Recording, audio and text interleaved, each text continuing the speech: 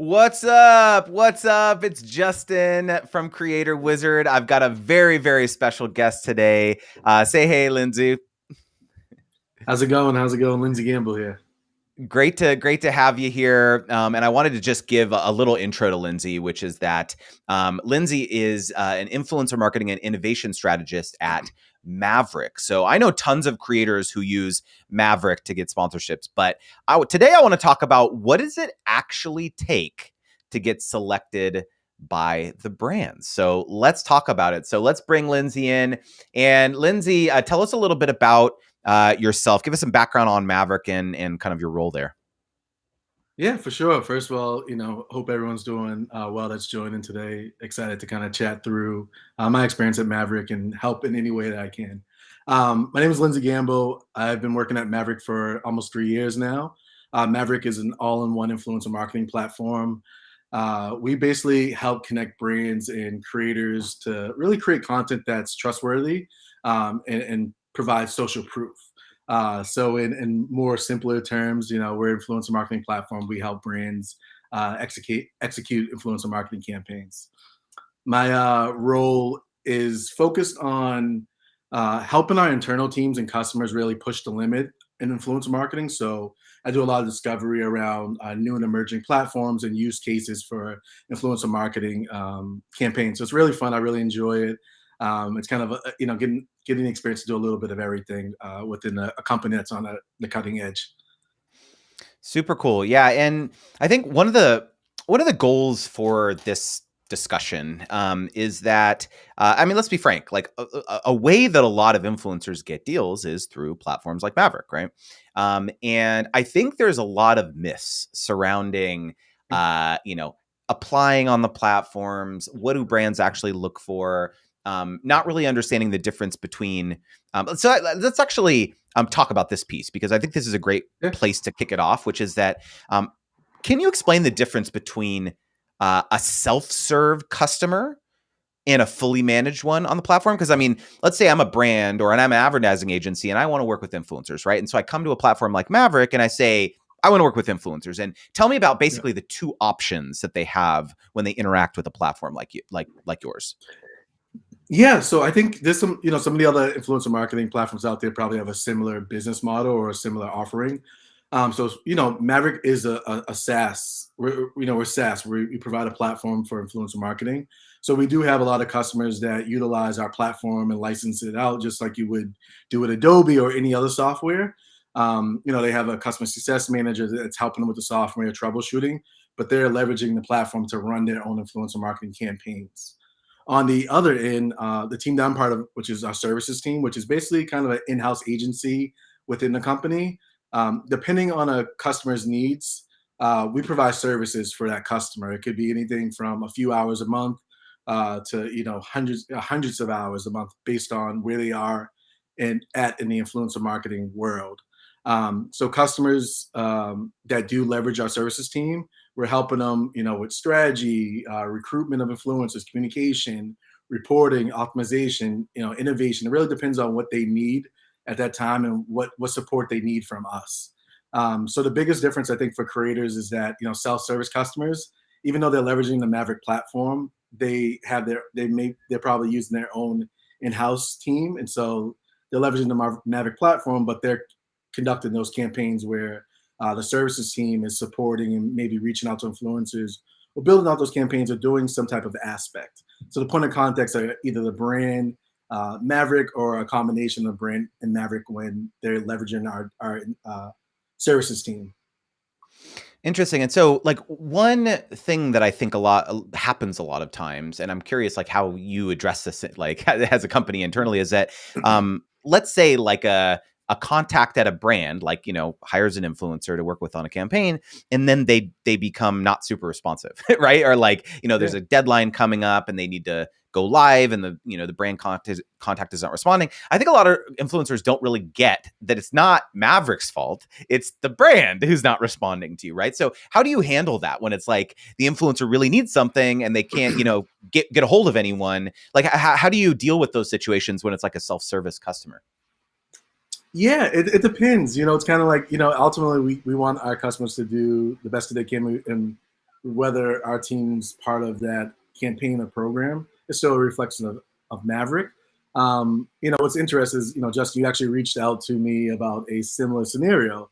For me, regardless if, I'm customer facing or, we have a customer that's self-service, I'm always happy to help. So when creators do reach out to our team, whether it's to help support or, one of our strategists or, whatever communications, we're always going to try to, funnel that communication through to the right person, even if it's a self-service customer.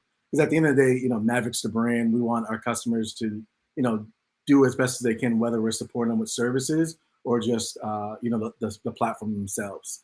So I would say, in the case of any creator that's working through Maverick, whether the point of contact is, a Maverick strategist or program coordinator, or the brand itself, reach out to us. We'll kind of direct you to the right person. As you know, with that example, I'm definitely always happy to help with that because, I love the company and I want to be kind of that bridge regardless of that situation. Yeah, no, I appreciate that very much. And I think I just quickly wanted to give a shout out to some folks in the chat. Diana, thanks so much for tuning in. Rachel in the Facebook group, D and Fam, Stag Fitness, thanks for tuning in, everyone. And so, like, what do you so there are a lot of brand deal platforms out there. I mean, let's just be honest, right? There's a lot of them. What do you think? What do you think differentiates Maverick? Yeah, I would say, just my experience of working at a Maverick as a company, I would definitely say, not even thinking about the platform influencer marketing. We have great culture, and I think it's reflective in the work that we do. I think, without having to run a company myself, I think when you have great people and great culture and people that work hard, but also know how to kind of have fun and people that are empathetic, it really drives the business to the next level. So I think really starting with the people, we put a lot of value on who works on our team, especially in our services team that are dealing with brands and creators. Outside the people aspect, I think that we're different in the sense that we provide services and support for different use case with creators. A lot of people kind of think of influencer marketing just as, activating creators to create content, but there's ratings and reviews, there's research, there's different aspects, and we support all those different aspects from the platform and the services.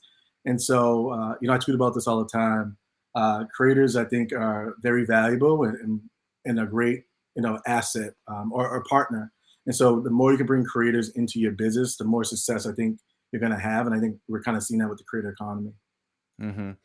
Yeah, absolutely. And there was actually a great question in the chat that I want to bring up from Stag Fitness, because he said, with your marketing agency, are you able to apply for US brands despite being located in the US? Because interestingly, for example, like I think Stag Fitness has this situation as well, is that he looks at his audience demographics and maybe 70% of them are US based, but he's based in the UK. I think a lot of brands tend to be very one track mind. It's like, oh, both the creator and the audience, demo concentration has to be in the US or whatever. Like, what are your thoughts on how to position that if you're a creator? Yeah, I think, and again, this is, it really depends on the brand and what they're looking for. Brands sometimes just want to have creators create content. Some brands are really focused on working with creators to reach a certain region or state or, country. So it depends on what that brand is looking for. I think in the case of, SAG Fitness being in the UK but having an audience in the US. If it's something where a brand is pushing a product that's only available in the US, then it could, based on the operations around purchasing that product, it could not make sense. But if they're just wanting to get in front of US audiences, where it's more of a kind of brand awareness play, then that seems to be totally fine. So we do look at different aspects when working with creators. And again, it's based on what is most important to the brand. It could be audience, it could be follower count, it could be content creation, it could be messaging, it could be a combination of all those different things. So there's not really one answer for that. It's kind of, checking off the boxes for what is most important to the brand and what's going to help them accomplish their goals with that campaign or overall program. Mm-hmm. Yeah, because I definitely hear that as like a major frustration for a lot of creators, is that especially if you're based outside of the US, like a lot of the platforms are like focused on the US, and I think honestly, it's like it's the nature of advertising in general. There's a lot of, whether it's US, UK, Canada, Australia, like the major advertisers and conglomerates advertise a lot there, but there definitely are some. I'll just give a quick shout out. I have a downloadable called my 50 brand deal platforms. If you just go to, I'm just going to write this down real quickly, but you could just go to branddealplatforms.com, and there's like a whole list of them there.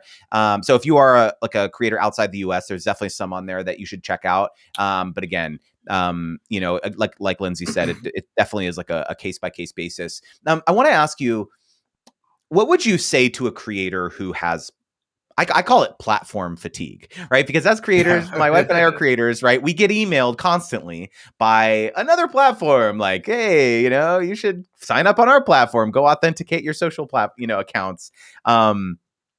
Like, what would you say to a creator who is just like fatigued by all these people? Like, is it worth it? Is it worth it to sign up for platforms like this? Yeah, I would say yes. And whether it's Maverick or some other competitor, of course, I would, love to put all the shine on Maverick as, appropriate. But I think as a creator and being a creator on the side too, I'm a marketer, but I do work with a handful of brands as a small time creator.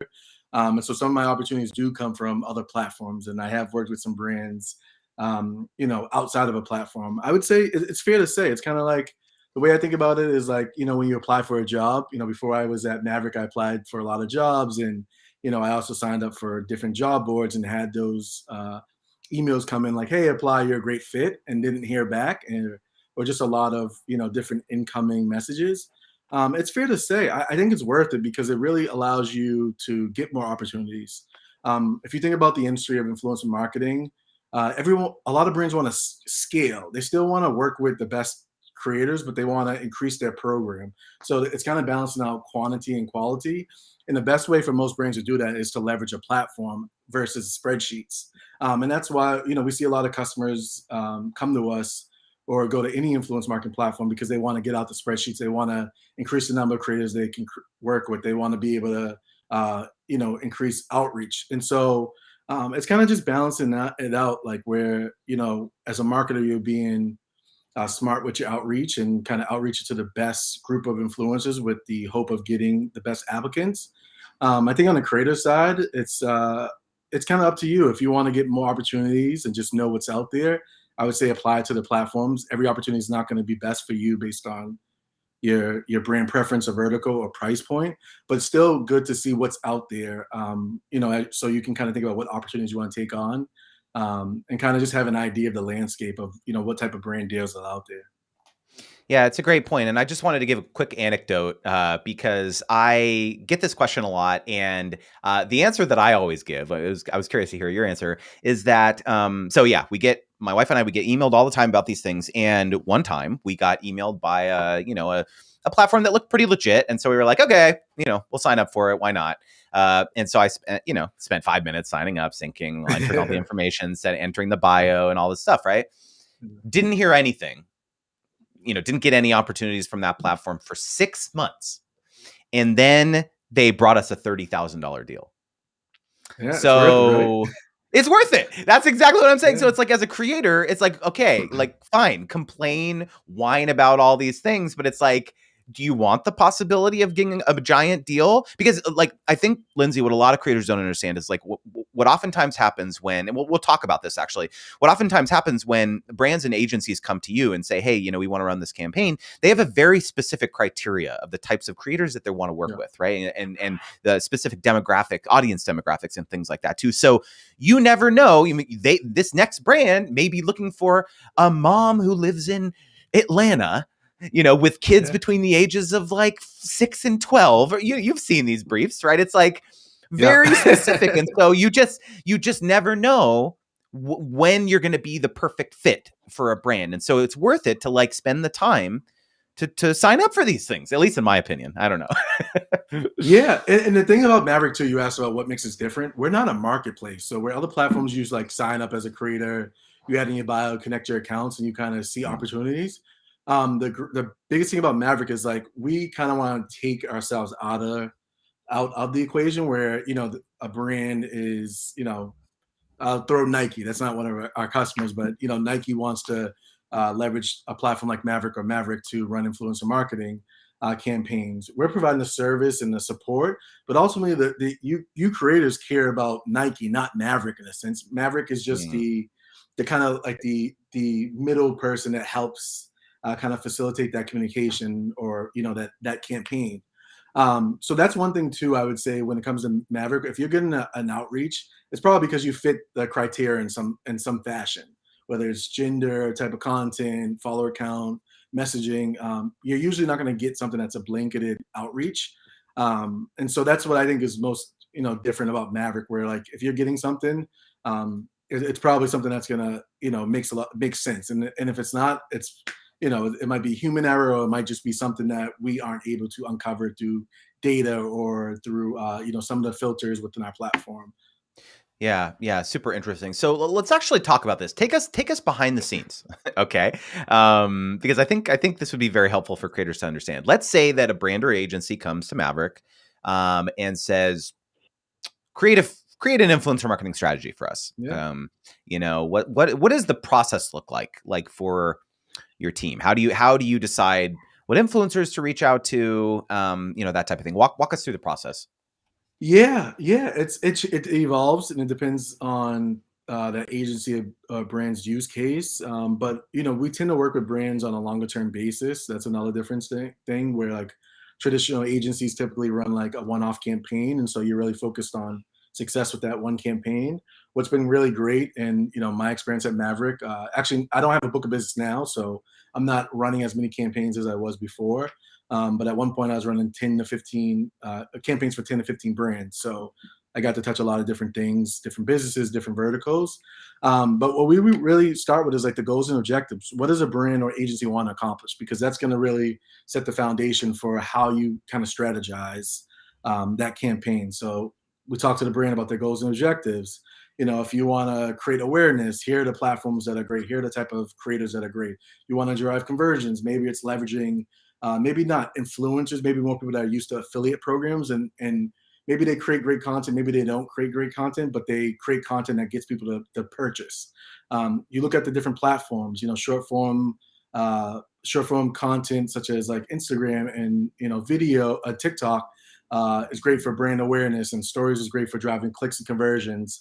But also, YouTube and blog content is probably the best for driving lower funnel activities. So you kind of think about the platform that makes the most sense. Then you kind of go down to the campaign brief and figure out what's the messaging, what is the brand trying to accomplish, what's the CTA, what's the way to kind of share it with the creator and let them kind of fully understand what the goal is, but allowing them to have that creator flexibility and being able to put their own twist on the imagery and messaging. So once that's kind of ironed out, we utilize the platform, which is great for filtering based on different, different profiles, different follower counts, different content, what other creators are posting, or what other brands creators are posting about. We outreach, the amount of people that we outreach really depends on the number of creators. So if we're running a campaign that has 100, 200 creators, then like obviously outreach is going to be bigger and a little wider, where if we're running a smaller campaign on like YouTube, maybe 10 to 15, 20 creators, the outreach is going to be going to be less, because we only have to allocate or select a smaller group of influencers based on who opts in. We kind of select the best creators for that campaign, deliver the brief, and kind of keep that communication going until creators create the content and post it, and we do reporting and find optimizations, and kind of continue that cycle and help them build out their overall program. Yeah, super. So a lot of stuff happening behind the scenes, Yeah, right? I there's think a a lot of lot. creators. Yeah, there's a lot of stuff. There's a lot of Yeah, details. Yeah. and before, yeah, there's a lot, and like I think that was what a minute summary. There's so much that goes into it, and I think that's what I learned most about working influencer marketing, is that it's not as simple as like, hey, like this brand is a $1 billion brand, and they're only offering $100 for a campaign. There's so many different factors that I think as a creator you're not aware of, and that's what I love about working on the marketing side, but also being a creator, because it allows me to have that insight when I do work with brands as a creator, as a travel, outdoor, Instagram creator, whatever you want to call it. But then I also have the insight on what goes on in the business of influencer marketing. At the end of the day, creators want to create content and make money and build up their audience, where brands want to get in front of the right audience. They want to work with creators. They want to create content that inspires and drives whatever CTA. So it's all about kind of finding your way in the middle, or like bringing the two parties together um, to do what both sides want to do and make it successful.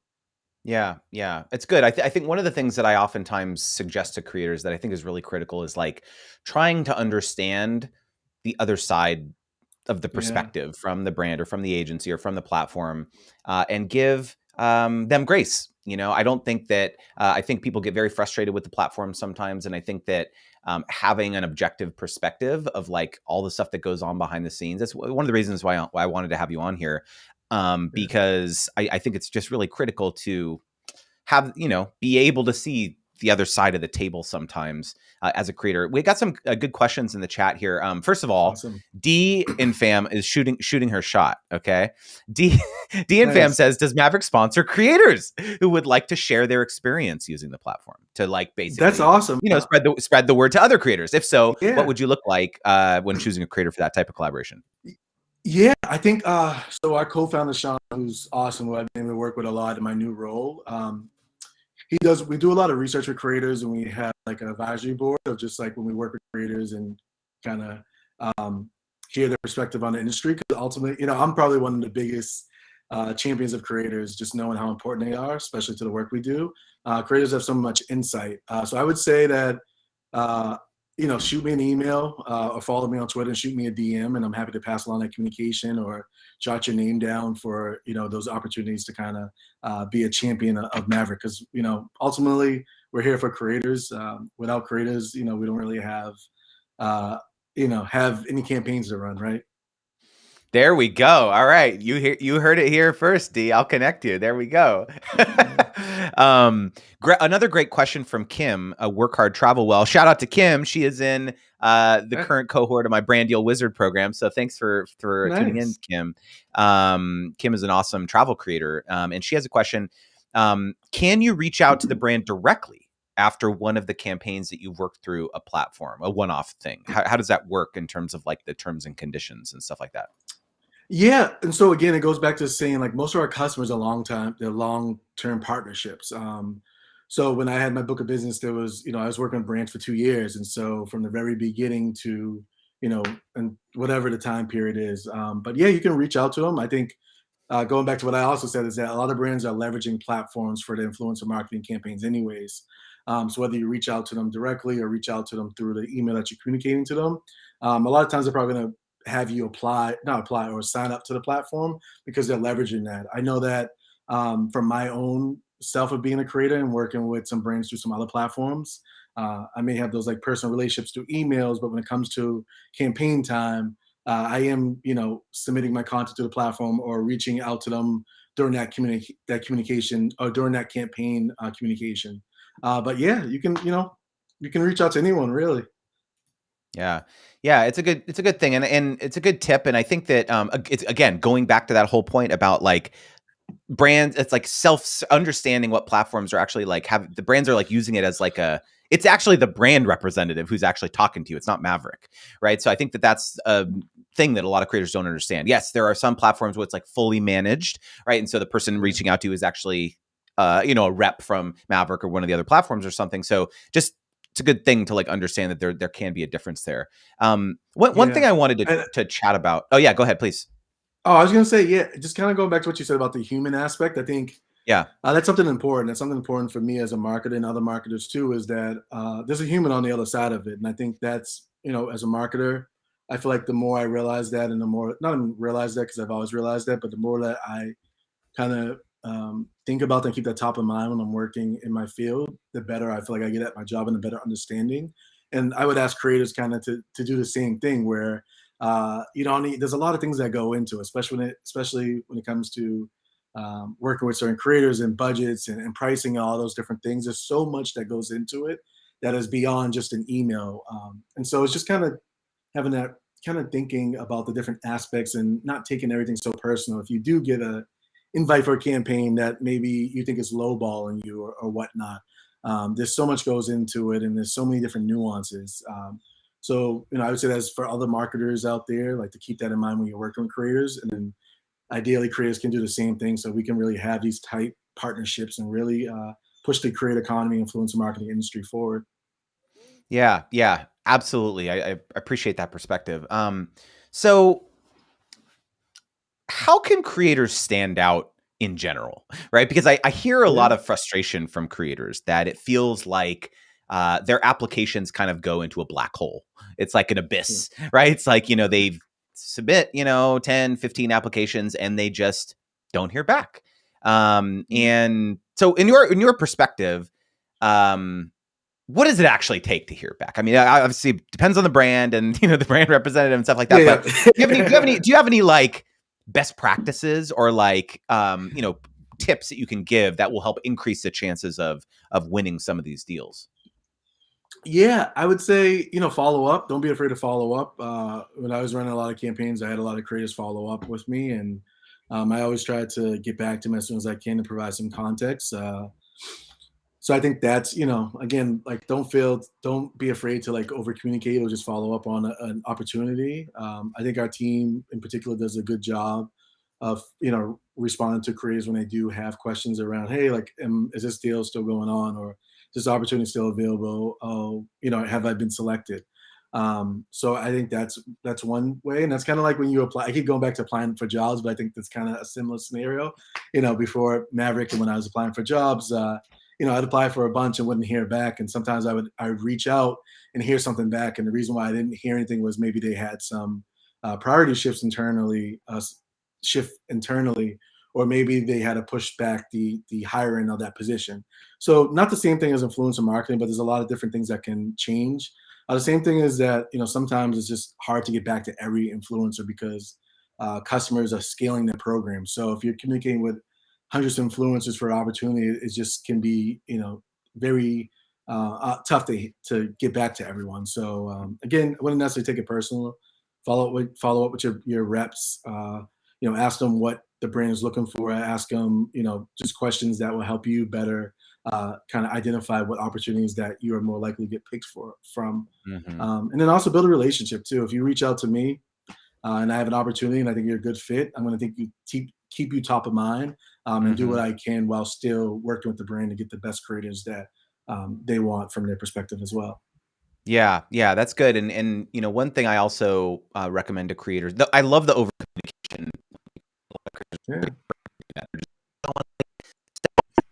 Like make them annoyed and then they won't pick me if I over communicate. No, it's actually the opposite. Like you said, if you're working with 100, let's say it's 100 creators, like it can get overwhelming if it's all Mhm. on, like you said, it's all about the human element. Remember, it's Lindsey on the other Yeah. side of this, right? And he's probably handling 100 other creators for this campaign. So it's like over communication can't be understated, right? It's like it's something that is Yeah. a good thing. It's not a bad thing, right? And so the other thing too is that I have found that putting the extra effort into your concept, because a lot of the time these applications will ask Yes. like, how would you bring this campaign to life, right? And a lot of creators would just be like, oh, I'll talk about, I'll include all the key messages. I'll do the call to action. It's Yeah. like, no, like just like literally take 30 seconds and write like 1, 2 sentences of like, oh, I would love to, go to this local park at my house. It has this beautiful tree and it's like, blah, blah. Here's an example post, link like an Instagram post that you've done or something, here's what it's going to look like. Here's like, so it shows you actually like read the dang application, Yeah. right? I think a lot of Yeah. creators don't do that. Yeah, I would Right. say 100%. I'm so glad you brought that up because that is something that I think, when we have those campaigns where we're looking for a creative concept, it definitely, the people that put the thought into it, and it really probably takes what 1 or 2 minutes to, kind Mm-hmm. of flush out your creative concept. Those people definitely stand top of mind. They stood top of mind for myself, and then when I pass that along to the brand, because we actually get the idea. If we're asking for a creative concept, we want to understand what you could how you can kind of paint the brand of the product and how you're going to integrate it, and that plays a big role. It's just as important as your follower count or your engagement rate. And so when you have two creators, one that has a great concept, or not even a great concept, but one that has taken a minute or two to kind of flesh out the concept, versus one that maybe says, "Oh, like I'm perfect for this campaign," it's even if that creator's perfect, like you're kind of going to probably lean towards the other one, right? So that's a great thing that you brought up, Justin. Exactly. And I think that the point that you just mentioned, which is really critical, and a lot of creators on who are listening right now need to hear this, which is let me just re-emphasize what Lindsey just says, which is that They will sometimes choose the follower with the influencer with less followers because they put in the effort to put the concept and they showed that they're especially enthusiastic about the program. So a lot of creators like get hard on themselves, like, oh, I don't have, 50,000 followers. I don't have 20,000 followers, whatever. But it's like, no, if you take the time and, one other tip that I really love, and I'm curious your perspective on this, Lindsey, which is I encourage creators all the time to tag their dream brands in their organic content all the time, right? Because then when there's an application or campaign that's coming up that you'd be a perfect fit for that campaign, you can then link that post that you made 3 months ago to LL Bean. Lindsey does a lot of campaigns for LL Bean, right? You link the post to LL Bean and you'd be like, I love your brand. Here's my concept. But, oh, by the way, I have authentic affinity for your brand. And go check out this post. Like, tell me, Lindsey, if you got that application where you'd be like, okay, this person, they get it. Yeah, and brands themselves love that because it's because if you're already posting about something organically, and then you're a great fit, even if you don't have the follower count that they want. It's like this person's already an advocate, already an ambassador in a standpoint, and so it's a really authentic relationship. And then kind of putting myself back on the creator side, that's how I started working with LO Bean for the last 3 years. Before my time at Maverick, I took a trip to where the headquarters are, created content, not even thinking about reaching out to them, and then I saw an opportunity and just shot the point of contact for the influencer program and shared that. And then next thing 3 years later, putting some extra money in my pocket, really getting a lot of opportunities just because of that organic content. But yeah, and then also if you think about it from platforms too, there's a lot of social listening features and a lot of different things you can filter by. So sometimes a brand will say, hey, we want to activate people that are already talking about us. And so you pop that brand name in our filter, and you can find creators that are posting organically about that brand or have something in their bio or whatnot. So it's a great way to kind of make yourself rise to the top. It's kind of like SEO in a standpoint, and just a great example of you being an advocate for that brand. It makes it super easy. It makes marketers love those type of creators.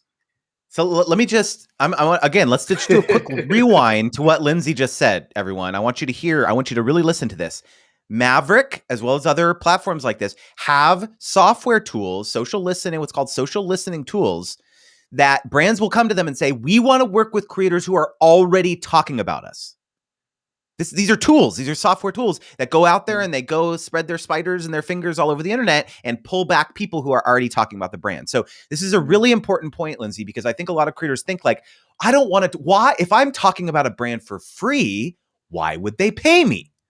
Right. And I think that the advice that I always give, just like you said, Lindsey, which is that just because you tagged a brand or talked about a brand, they're not including the key messages. They're not including the calls to action. They're not including the elements of the campaign. You've worked with LL Bean for 3 years on, I'm imagining, all sorts of different types of content creation and promotions and campaigns and all this stuff, right? So there's so many additional things that you do when brands want to like partner with you, right? Yeah, and a lot of times too, from hearing this directly from brands, sometimes they'll look at who tags them and post, and then we have as well as leveraging the Maverick platform for creators. We really believe a lot in kind of tapping into your CRMs and tapping into your Instagram accounts to find those people that are already creating content about your brand. And so a lot of times once they onboard, they'll look at their Instagram account and maybe DM an application or sign up link to those people that have tagged them already and bring them into our platform and start to activate them for campaigns too. Yeah, absolutely. I want to give a quick shout out. We've got Jennifer Dwyer in the chat, Dean Fam, LaShante from the Facebook group, Modern Day Tech. Thanks for tuning in. If you have any questions for Lindsey, drop it in the chat because this is your one time. If you've ever been dying to ask someone from a brand deal platform a question about how this all works, now is your time. So definitely drop that in the chat. Okay, Diana says great information. Definitely agree. Thank you. Awesome. Okay, so I have a question. Let's hear it. Can you provide any guidance to creators on how to price themselves when it comes to these brand deal platforms? Because I think I know a lot of times it depends on the brand, but like a lot of time, no, that's going to be your answer for everything. But I think a lot of times, one of the frustrations that I hear from creators about platforms is that it seems like the deals aren't really negotiable. Or that the full like terms aren't something that's easily negotiated. So like one thing I've heard a lot is like, oh, creators really don't like the fact that the brand's asking for perpetual usage. They want usage forever for the content, and I get that, that can be a frustration. So it's like, what are your recommendations when you're like, if you're a creator too, so you can kind of identify with this, how do you like approach the idea about like how much to charge and like rates and things like that? Yeah, I think it's kind of, again, putting yourself in the shoes of the marketer or the brand. And like, I think, and I'm not speaking for all creators, but what I learned is like follower count isn't everything. A lot of people, whether you have 100,000 followers or whatnot, maybe if a brand's looking to tap into your audience or reach a bigger audience, that follow count's really important. But maybe they just want to, work with you to create some great content. And so a lot of, Maverick, a lot of brands have their benchmarks around pricing for certain deliverables, certain platforms based on a lot of, data. And so the influencer marketing industry, the creator economy industry is changing and evolving, where maybe years ago, brands could get someone to post content for, 25, $50 or whatever it is. And now that we're in a different time, those rates are going up. And all the creators out there, you guys are smart. You're thinking about your business, and it doesn't matter if you have not that it doesn't matter if you have 2,000 followers versus 100,000 followers. It kind of depends on what the brand's objective is, and what they really care about. Is it the content or the audience, or the use case? And so pricing is, it's a tough time out there. We see a lot of people going to Twitter and saying this brand offered me this and that. There's certain restrictions on budget. There's certain goals. There's a lot of that goes into it. But from a pricing standpoint, I would say, do what feels good to you. You know your price. You know what your worth is. There's times where I will not take an opportunity. There's times where, I'll do something for free because I like that brand or a product. There's a lot of nuances from it. It's really about what's your use case for creating. Is it money, content, opportunity, both, and kind of use what feel good about your rates and ask questions as needed. Yeah, yeah. And one of the things that I talk about a lot is for the most part, brands have three campaign goal types. One of three things. One is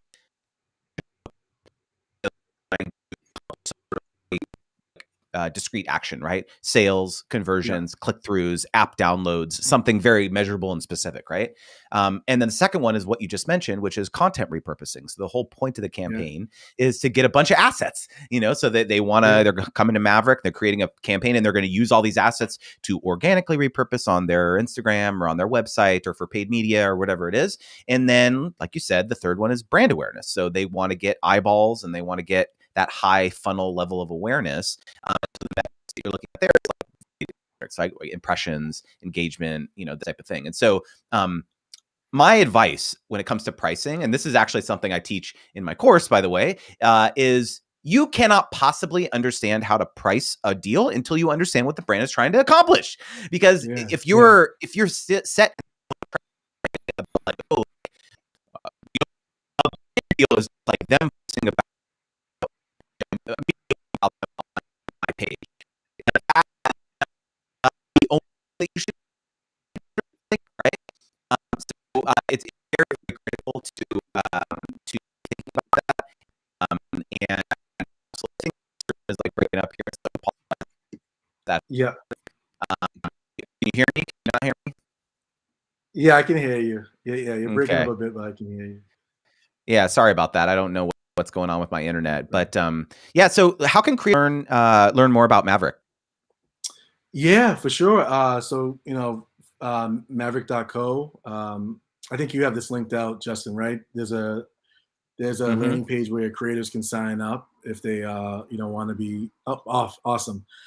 Sign up. You'll kind of be pulled into the platform, and when there's some opportunities that you're a good fit for, you can hopefully get those opportunities. Feel free to reach out to me. I think I'm always open to connect with creators or people of all sorts. I want to continue to get better at my job, and I want to understand like the pains and needs and of creators, and it gives me a good opportunity to share them with my fellow teammates, and just kind of provide that perspective. So I hope that the opportunity to kind of work with everyone that's on here at some point, or have one of my colleagues work with you. But I'm here to be a resource and answer any questions about Maverick or just from the marketer standpoint. Yeah, and if you guys are not following Lindsey on Twitter, let me share this because he drops gems all the time. He does all sorts of great threads and Thank you. things like this. So make sure to follow Lynn. It's Lindsey Gamble with an underscore at the end. Make sure to follow Lindsey because he's a great follow. And he has a really great blog actually too. He talks all about all Thank you. sorts of stuff related to influencer marketing. So make sure to check him out. And Lindsey, thank you so much for tuning in. This was a really, really great discussion. And I think you dispelled a lot of myths and rumors, which was the goal of the conversation. Yeah, I think the biggest takeaway, I hope, that from people watching this is that it's people on the other side of these platforms. Okay. And I know people can get very frustrated, and I get it, but have some grace and understand that if you can be human, everyone has challenges. And I think that, for the most part, brands are really trying to help everyone make more money. And so if you can come into it with that perspective, I think you're going to be a lot less frustrated, and it's going to be a much more pleasant experience overall. That's my PSA for Yeah. today. Awesome. Yeah, and Justin, Yeah. if anyone that you're working with, your cohorts and everything, wants a question answered from the marketer standpoint, whether it's Maverick or any other questions that would fall down that line, just feel free to loop me in, and I'm happy to be a resource. I kind of love helping out and just supporting people, so I'm here for Amazing. everyone. Amazing. Yeah, absolutely. Thanks again for being here. And we'll see you guys all next week, next Friday. And we'll talk to you soon. Thanks, Lindsey. Have a good weekend. Awesome. Thank you for All right. having me. Have a good See weekend, ya. everyone.